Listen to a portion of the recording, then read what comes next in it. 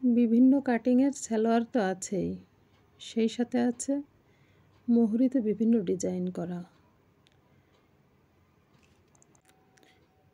আমি এই সালোয়ারটিতে যে ডিজাইন করেছি তাতে ঝুলের থেকে 2 ইঞ্চি কম করে কেটেছি।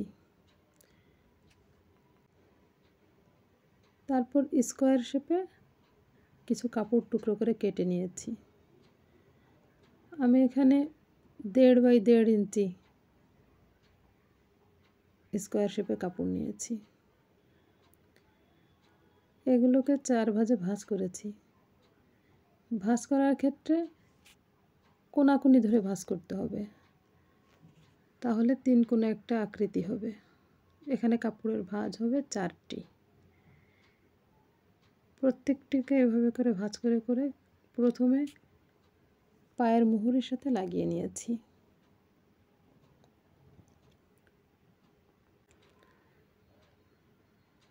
মুহুরির সাথে লাগানোর ক্ষেত্রে আমি একটা হেজাব পিন ব্যবহার করেছি, যাতে আমি একটার নিচে আর একটা সুন্দর করে প্রতিস্থাপন করতে পারি। আমি এটাকে মুহুরির সাথে একবারেই মেশিন দিয়ে লাগিয়ে নিয়েছি।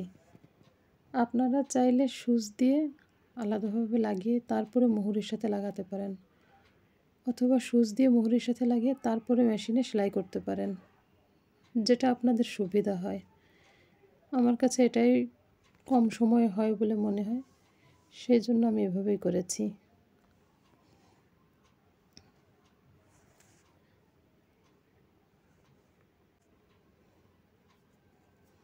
দেখুন, প্রতিটা কাপড়ের টুকরো এভাবে ভাঁজ করে আমি লাগিয়ে নিয়েছি।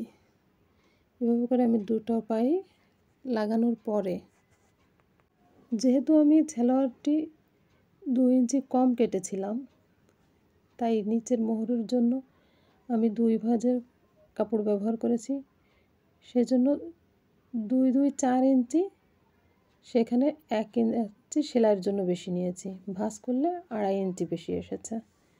সেই 2.5 ইঞ্চি কাপড়টাকে আমি মোহরি সমান লম্বা কাপড় কেটে নিয়েছি। সেটাকে আমি মোহরির সাথে আবার সেলাই করে দেব, যাতে যেটুকু ঝুল কম নিয়েছিলাম সেটুকু পরিপূর্ণরূপে হয়ে যায়। এভাবে আমি 2টা পাই করার পরে কাপড়টাকে উল্টিয়ে নিয়ে চাপ সেলাই দিয়ে নিয়েছি।